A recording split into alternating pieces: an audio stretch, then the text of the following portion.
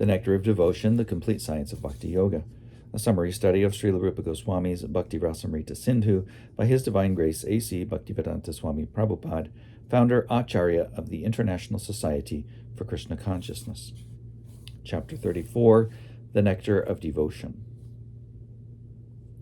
The particular type of ecstatic loving sentiment that develops within the heart of a particular devotee is considered to be vibhava, and the resultant manifestations, such as moving of the eyebrows, fear, astonishment, and smiling, which have been explained herein before, are called anubhava. The different causes for developing anubhava and vibhava are called steady ecstasy or sanchari bhava. Whenever there is a recitation of poetry or a dramatic play on the different pastimes of Krishna, the audience develops different kinds of transcendental loving service for the Lord. They enjoy different types of vibhava, anubhava, and sanchari bhava. No one, while remaining on the material platform, should discuss these different descriptions of bhava and anubhava by quoting different statements of transcendental literatures. Such manifestations are displays of the transcendental pleasure potency of the Lord. One should simply try to understand that on the spiritual platform there are many varieties of reciprocal love. Such loving exchanges should never be considered to be material. In the Mahabharata, Bhishma Parva, it is warned that things which are inconceivable should not be subjected to arguments. Actually, the transactions of the spiritual world are inconceivable to us in our present state of life. Great liberated souls like Rupa Goswami and others have tried to give us some hints of transcendental activities in the spiritual world, but on the whole, these transactions will remain inconceivable to us at the present moment. Understanding the exchanges of transcendental loving service with Krishna is possible only when one is actually in touch with the pleasure potency of the Supreme Lord. In this connection, Sri Rupa Goswami gives an example of the clouds in the sky. The clouds in the sky arise from the ocean, and when the clouds become water again and fall to the ground, they glide back to the ocean. Thus, the pleasure potency of Krishna is compared to the ocean. The pure devotee is the pleasure-possessing cloud, and when he is filled with transcendental loving service, then he can bestow his mercy as a downpour of rain, and the pleasure potency returns to the ocean of Krishna. Direct and indirect attraction for Krishna.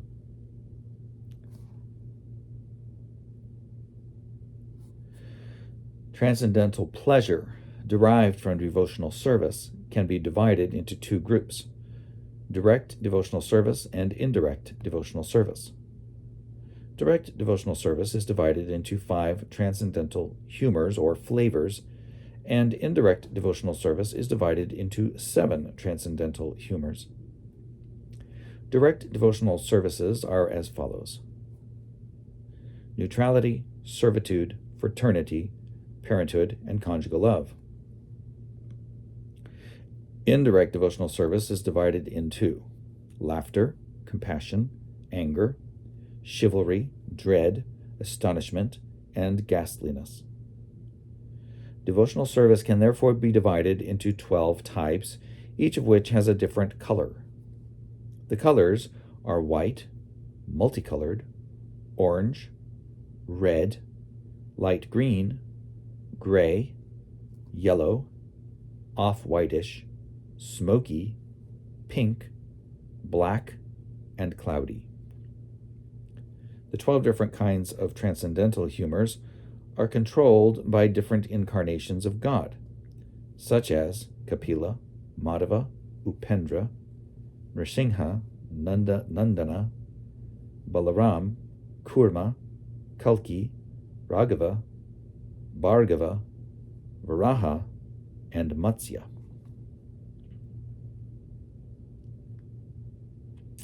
Sustenance, manifestation, expansion, reflection, and lamentation are the 5 visible symptoms and exchanges of ecstatic love.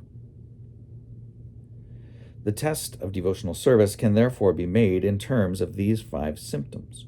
In the devotional service of neutrality, there is sustenance. In chivalrous devotional service, there is expansion. In compassionate devotional service, there is reflection. In angry devotional service, there is lamentation, and so on. An apparently pitiable condition in devotional service may appear distressing to the inexperienced student.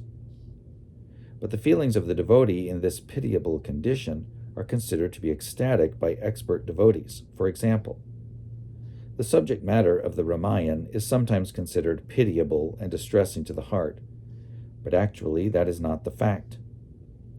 The Ramayana narrates how Lord Ram was sent to the forest by his father just when he was going to be enthroned.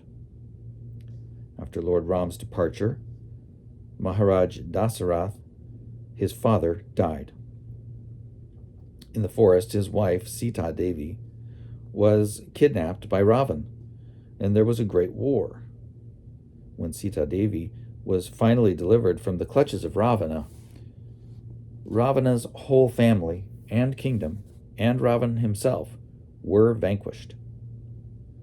When Sita Devi came home, she was tried by fire, and after some days, she was again banished to the forest.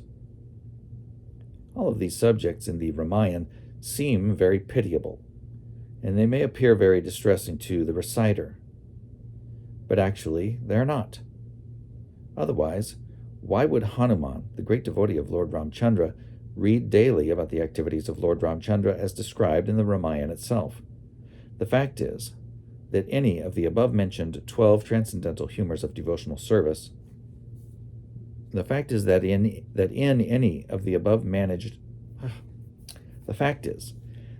any of the above-mentioned 12 transcendental humors of devotional service, everything is transcendentally pleasing.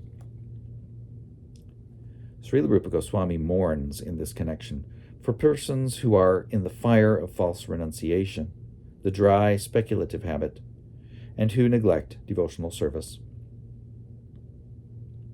Persons who are attached to the ritualistic ceremonies recommended in the Vedas and to the impersonal Brahman cannot relish the transcendental pleasure of devotional service.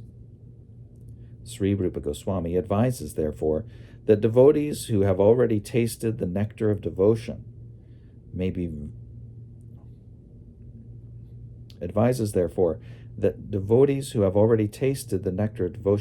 be very careful to protect devotional service from such dry speculators, formal ritualistic elevationists, and impersonal salvationists. Devotees should protect their valuable jewel of spiritual love from the clutches of thieves and burglars. In other words, a pure devotee should not describe devotional service and its different analytical aspects to dry speculators and false renouncers. Those who are not devotees can never achieve the benefits of devotional service. For them, the subject of devotional service is always very difficult to understand.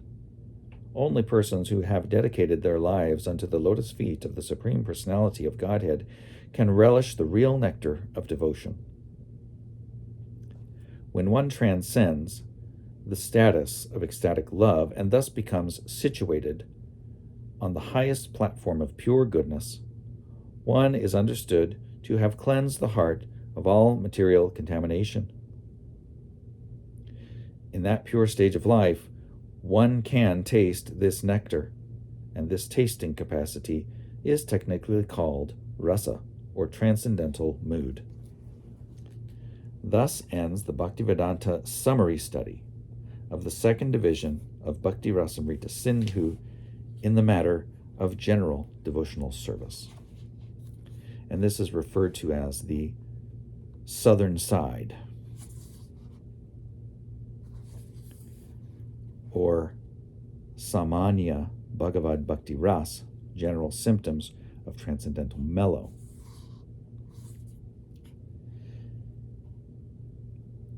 And